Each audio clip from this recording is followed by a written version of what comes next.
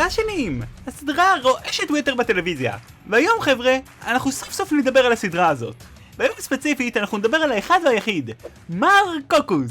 אז כן חבר'ה, אז אנשים, כאן נובורי, ובסרטון שהיום אנחנו עומדים לגלות מה מסתתר מאחורי בובת הפתאום של לואן, שהיא לא אחרת מאשר מר קוקוס. הסיפור שלו, האם הוא סתם בובה, או שהוא משהו יותר מזה?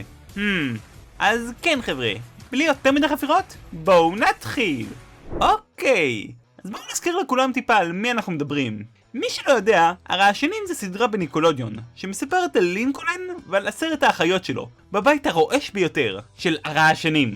לכל אחות יש איזשהו משהו שמייחד אותן.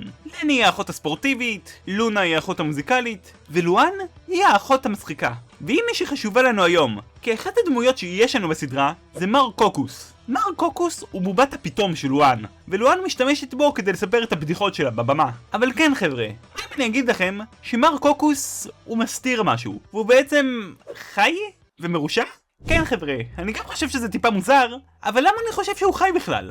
ובכן, יש המון הוכחות בסדרה שמצביעות על זה שמר קוקוס הוא יותר מסתם בובת פתאום, אלא שהוא באמת חי.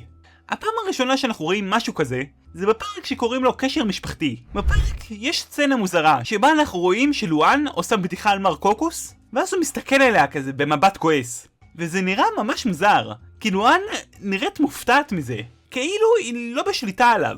אבל כאילו אני מבין, זה יכול להיות חלק מהמופע, לגרום לאנשים להאמין שהבובה הזאת חיה, אז זה עוד איכשהו יכול להיות הגיוני. אבל ההוכחות הבאות יהיה הרבה יותר קשה להסביר. כמו לדוגמה פה, בפרק בשם פחד במה, אנחנו רואים את מר קוקוס ביחד עם חברה שלו, גברת אפל בלוסום, או כאילו, גברת פריחת התפוחים? כן, שם מוזר. אבל כן, יש לואן חבר בשם בני, וגברת אפל בלוסום היא בובת הפתאום שלו. ובפרק הזה אנחנו יכולים לראות את מר קוקוס, הוא רואה סרט ביחד עם גברת אפל בלוסום, ואז אנחנו רואים אותו זז, לבד. לונה רואה את זה והיא מפחדת, וזה כאילו מובן, כי הוא פשוט זז לבד. לואן לא נמצאת בכלל בקולנוע. אז כן, זה יהיה טיפה יותר קשה להסביר. או לדוגמה פה, בפרק בשם מבצע חדשקון, עונה 4 פרק 90, אנחנו יכולים לראות בפרק שלואן קבע דייט עם בני, אבל אז צמח לה חדשקון ענקי, והיא ניסתה להסתיר אותו, וזה כאילו בגדול כל מה שקורה בפרק. אבל בסוף של הפרק, כשלואן הייתה בסדר עם חדשקון הזה, אז היא הלכה לתא התמונות והצטלמה שם עם בני. אבל אז אנחנו רואים שאחרי שהם סיימו להצטלם, הם הסתכלו והם ראו שם את מר קוקוס ואת גברת אפל בלוסום מצטלמים, והם גם זזים בפנים. כאילו, תראו איך שהם נראים בתמונה לעומת איך שהם נראים אחרי שבני פותח את הווילון. הם בכלל בפוזיציות שונות. אז כן חבר'ה, אני חושב שיש פה איזשהו מקרה של צעצוע של סיפור שבו מר קוקוס וגברת אפל בלוסום חיים והם מנסים להסתיר את זה, או כאילו לפעמים הם מנסים להסתיר את זה, לפעמים אין להם כוח. אבל כן חבר'ה, זה מוביל אותנו אל השאלה המתבקשת של איך מר קוקוס חי. אוקיי, אז באחד הפרקים החדשים של הרעשנים, אנחנו מגלים את סיפור החיים של מר קוקוס. אז כן, בוא נראה, כי מסתבר שיש לו סיפור חיים די מעניין. אז ככה, מסתבר שמר קוקוס לא תמיד היה עם לואן. בפרק הרעשנים מטיילים מר קוקוס נעלם, עונה 7 פרק 163, אנחנו רואים שהרעשנים נסעו להם לטיול, והם החליטו לעצור באיזושהי מסעדה. ובזמן שלואן הלכה לשירותים, מישהו גנב לה את מר קוקוס. הרעשנים רודפים כל הפרק ומנסים להשיג אותו חזרה, ואחרי כל המרדף הזה, הם מגלים שמי שגנב להם את מר קוקוס הוא מישהו בשם קלווין קוקוס, והוא מי שיצר את מר קוקוס. קלווין הזה סיפר ללואן שהוא יוצר בובות פתאום, ושהוא יצר את מר קוקוס, והוא יצר אותו בדמותו, שיראה כמוהו. ודרך אגב, כאילו, עבודה מצוינת. הוא היה מופיע איתו במופעי קומדיה ומוזיקה בכל רחבי המדינה.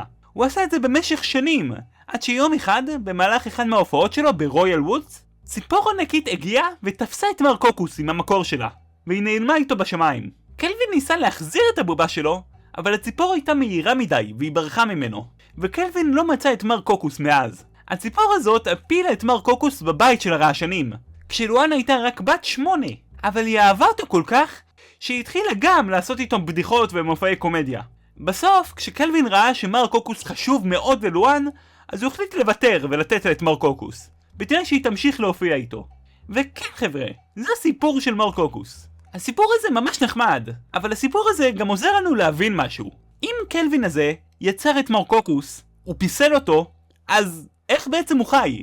הוא ממש אומר לנו שהוא גילף אותו מעץ, שיהיה בדמותו. זה לא הגיוני שהוא חי. הוא ממש כאילו עשוי מעץ. אז כאילו זה מוזר. גם קלווין הזה לא אומר כלום בנוגע לזה שמר קוקוס בחיים. וגם הפוך. כאילו, אם מר קוקוס היה בחיים, אז היינו מניחים שהוא היה פשוט בורח, ומנסה למצוא את אבא שלו, את קלווין. אבל הוא לא עשה את זה, וכל זה פשוט לא הגיוני. אז אני ניסיתי למצוא איך זה הגיוני שהוא חי. והדרך היחידה שאני מצליח לחשוב על זה שהוא בחיים, זה אם הוא איכשהו הפך להיות בחיים אחרי שהוא נולד, בבית של הרעשנים. אולי הוא כמו פינוקיו כזה. הוא הפך באיזשהו שלב להיות ילד אמיתי. אבל זה לא כמו פינוקיו, כי הוא לא סתם ככה קם לחיים. מישהו היה צריך להקים אותו לחיים. אבל מי אנחנו כבר מכירים בסדרה שמתעסק בלהקים דברים לחיים? זה לא לוסי, נכון. יש סיכוי שלוסי הקימה את מר קוקוס לחיים? כי תשמעו, ללוסי יש את הקטע הזה של עולם הרוחות. אנחנו רואים בהמון פרקים שהיא לא סתם משחקת, אלא שהיא באמת יודעת להתעסק עם הרוחות. גם בסרט של הרעשנים לדוגמה, אנחנו ממש רואים אותה מדברת עם רוחות. באופן כללי, רוחות זה כאילו דבר שקיים בעולם של הרעשנים. אנחנו רואים את זה בסרט, אנחנו רואים את זה בהמון פרקים בסדרה. הפרק הראשון אפילו של הסדרה מדבר על ציד רוחות. יש תוכנית טלוויזיה על זה שאנחנו רואים שהרוחות קיימות בתוכנית הזאת. עוד הוכחה שאנחנו יכולים לראות זה בסדרת הספין-אוף של הרעשנים, הקאסה גרנדס. בקאסה גרנדה יש פרק שלם שבו הם חוגגים את החג של המתים. וכאילו, אני יכול להיכנס איתכם עכשיו לכל פעם שיש רוחות בסדרה, אבל זה באמת יהיה סרטון של 3 שעות. אוקיי, אז בואו נסכם ונאמר שכן, יש רוחות ברעשנים. וכן, ליסה יכולה לתקשר איתם. אבל זה לא אומר שרוחות יכולות להשתלט על בובות, נכון? כן, אבל זה עד שאנחנו רואים את הפרק הזה. לפרק קוראים מסיבת תה, ובפרק לולה רוצה את הבובה של לוסי. לוסי אומרת לה שזה בובה שהיא מצאה בעליית הגג, והיא הבובה של סבתא רבתא שלהם, הריאט. וסבתא שלהם, הריאט, היא ממש קשורה ללוסי. גם כי היא רוח רפאים, מדברים עליה כאילו בכמה פרקים. וגם כי היא ממש נראית כמוה. כאילו, תראו את זה, זה אחת האחת. אז כן חבר'ה, בפרק לולה גונבת את הבובה הזאת, כי היא רוצה לעשות איתה מסיבת תה. אבל אז היא בטעות הורסת אותה, ואז הבובה הזאת מתחילה לרדוף את לולה. לולה כל פעם מחביאה אותה במקום אחר, במרתף, מתחת לאדמה, בתוך הים, וכל פעם הבובה הזאת חזרה ללולה. אז לולה אמרה שהבובה הזאת רדופת רוחות. וכאילו, היא אומרת שזה אפשרי. בסוף הפרק אנחנו מגלים שהבובה הזאת היא לא באמת רדופה. זה היה בעצם לאנה שהביאה את הבובה הזאת כל פעם. אבל זה לא מה שמשנה כאן. מה שמשנה זה שלוסי אומרת לנו שזה אפשרי שרוח רפאים תשתלט על בובה, כמו על מר קוקוס. והדרך היחידה שהיא תדע את זה, שרוח רפאים יכולה להשתלט על בובה, זה אם היא עשתה את זה. אז כן חבר'ה, מר קוקוס בחיים, רוח רפאים שולטת עליו. וכן, זה הסוד האפל של מר קוקוס. אני לא בטוח אם הוא מרושע או לא, כי אני לא מצאתי שום הוכחות לפה ולשם. אני חושב שאנחנו צריכים פשוט לקוות שמר קוקוס לא מרושע יותר מדי, כי אחרת אנחנו נהיה בבעיה. אבל כן חבר'ה, זה היה כל היום. אני מאוד מקווה שנהנתם. אם נהנתם אל תשכחו לתת לייק וסאב. אני מנסה להגיע ל-75,000 סאבים עד סוף השנה, שזה כאילו הרבה אני יודע, אבל אני מאמין בנו. תרשמו קוקוס בתגובות כי למה לא. וכן חבר'ה, עד הפעם הבאה, יאללה ביי.